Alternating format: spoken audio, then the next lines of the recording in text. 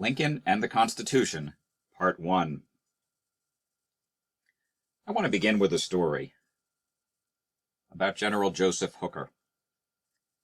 Midway through the war, when President Lincoln put Hooker in charge of the Union Army, Hooker made a comment that what the country needs right now is a dictator. That comment made its way to President Lincoln, and Lincoln responded with a note to General Hooker, where Lincoln wrote, "General Hooker, if you win military victories, I will risk the dictatorship." Sort of an odd thing for a president to say in a democracy, and in a way it's unfortunate for Lincoln's historical reputation that he ever said it, or wrote it. Ever since then, historians have debated whether Lincoln behaved like a dictator during the Civil War. Did Lincoln trash the Constitution in order to save the Constitution? Did he trample civil rights and liberties in his quest to save the Union? Certainly, Southerners saw Lincoln as a tyrant and a dictator, but many Northerners felt that way too. Many of Lincoln's Democratic opponents in the North felt that he was acting like a tyrant and a dictator. I was once walking down the sidewalk in Lower Manhattan, and a New York City bus goes by me with a big caption on the side and a picture of Lincoln. And the caption said, "The greatest leader New Yorkers ever hated." And it's true.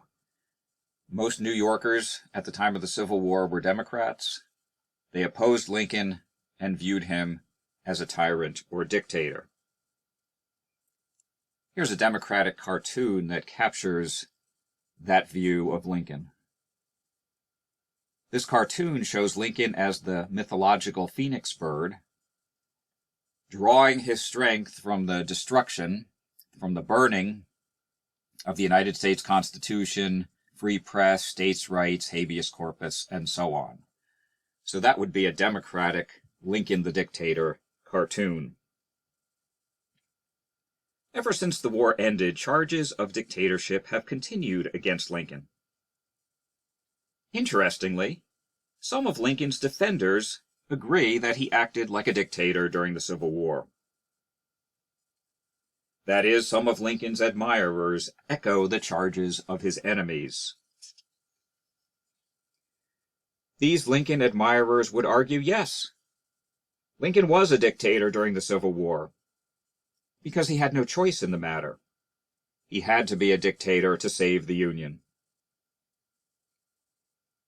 Given the choice of either being a dictator and saving the Union, or not being a dictator and losing the Union, Lincoln wisely chose the former path.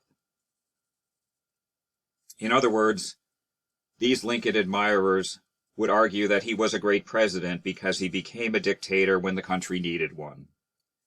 And that's exactly what General Hooker was suggesting. Several scholars, however, have challenged this Lincoln the Dictator thesis. Let's take a look at the case of whether or not Lincoln acted like a dictator during the Civil War. I would argue that Lincoln was a far cry from a dictator.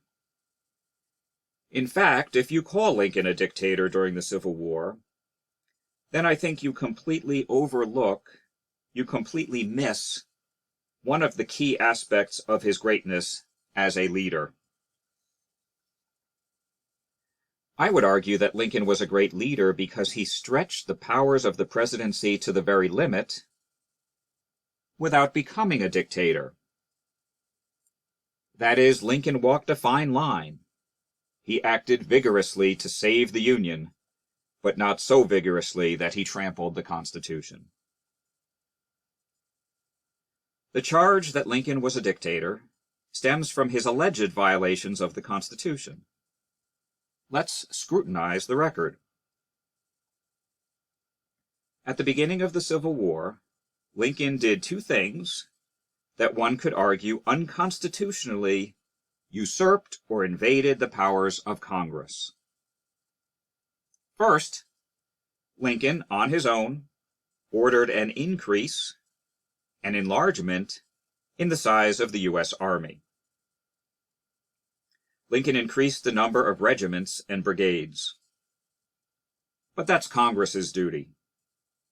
It's Congress's duty to specify the size and the scope of the U.S. Army. According to the Constitution, Article 1, Section 8, Article 1 being the powers of Congress, Article 1, Section 8, quote, Congress alone can raise and support armies. The second thing Lincoln did, again in the spring of 1861, Lincoln appropriated federal funds to wage the war. Of course, Congress alone has the power of the purse. Only Congress can spend money. Article 1, Section 9 reads, quote, No money shall be drawn from the Treasury, but in consequence of appropriations made by law. But there were no appropriations made by law. Instead, Lincoln acted on his own. He raided the Treasury for funds to fight the war. In each of these cases, however, Lincoln acted because Congress was not in session and the Union was in peril. When the war began, Congress was not in session. The U.S. was under attack, and Lincoln had to act. Lincoln immediately called Congress into special session to meet on the symbolic day, July 4th, 1861. Once Congress convened, Lincoln sent a special message explaining his conduct, explaining exactly what he had done and why. Congress then agreed that Lincoln had done the right thing, and Congress retroactively approved Lincoln's actions. And so you could say Lincoln went way, way, way out on a limb, and Congress could have sawed off the limb, but instead Congress sustained the president. So think about what Lincoln actually did at the beginning of the Civil War. He committed troops to combat for 2 to 3 months without congressional approval. Placed in the larger context of American history, Lincoln's decision has stood the test of time.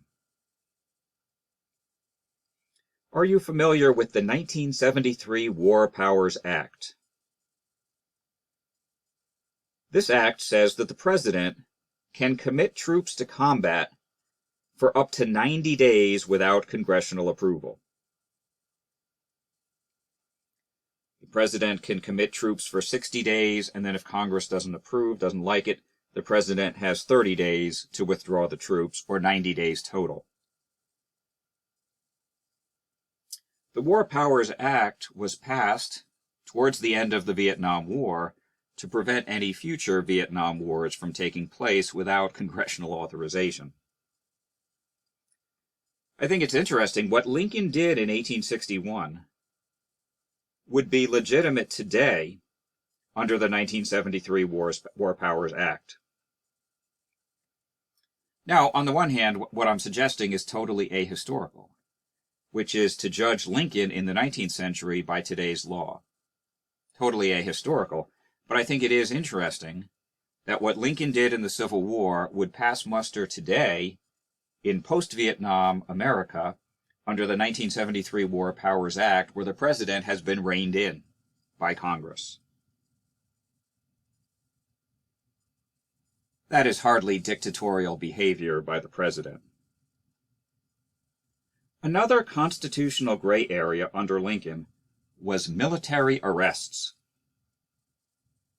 Under Lincoln, people were arrested by the military and tried in military courts, even though the civilian courts were open and operating at the time. There were as many as 40,000 arbitrary arrests under Lincoln. People were arrested and held without trial or tried by military commission or military tribunal. A trial by a military commission or a military tribunal means the trial takes place in a military court, with a military officer being the judge and military officers being the jury, even though the person is a civilian who's being tried. Lincoln has been charged with using arbitrary arrests or military trials to silence the Democratic opposition. That is, Lincoln has been charged with doing what John Adams did under the Alien and Sedition Acts during the quasi-war with France. But that charge is not accurate. Lincoln used arbitrary arrests or military trials to prosecute the war and to enforce the draft, not to silence the political opposition. There were, however, a dozen or so cases where the government did arrest people for exercising their First Amendment freedoms. The most famous case is the case of Clement L. Vallandigham.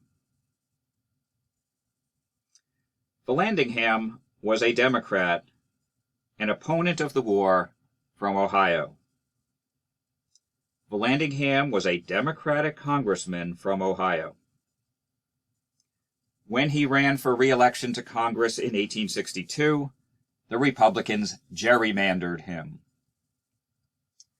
That is, the Republicans redrew his Ohio congressional district so that most of the voters would be Republicans, and so he was defeated in his bid for re-election to Congress as a Democrat. Defeated in the 1862 elections. So, Vallandigham went back to Ohio, where he proceeded to make speeches against Lincoln, speeches against the war, and speeches against the draft in 1863. Vallandigham urged voters, quote, to hurl King Lincoln from his throne. Vallandigham declared that the war was being fought, quote, for the freedom of the blacks and the enslavement of the whites.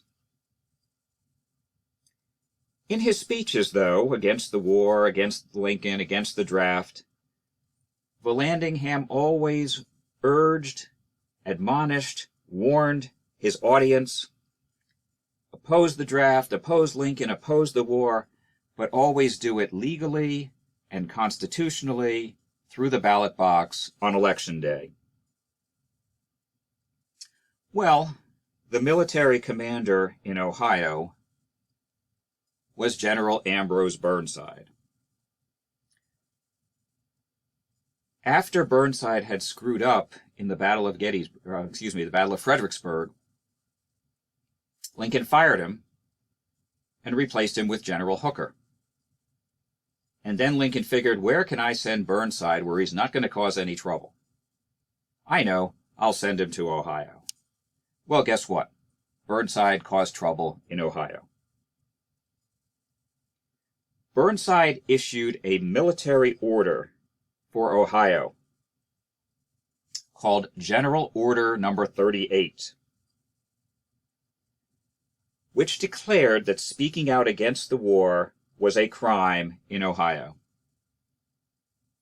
Essentially, what Burnside did was to issue a Sedition Act for Ohio, making it a crime to speak out against the war.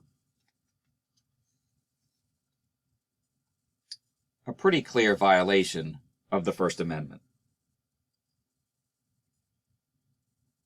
Burnside did this without Lincoln's knowledge, and then without Lincoln's knowledge, Burnside proceeded to arrest Clement Vallandigham by breaking down his door in the middle of the night. And then Burnside had Vallandigham tried in a military court for giving speeches inciting resistance to the draft. Vallandigham was found guilty by a military tribunal and sentenced to prison for the duration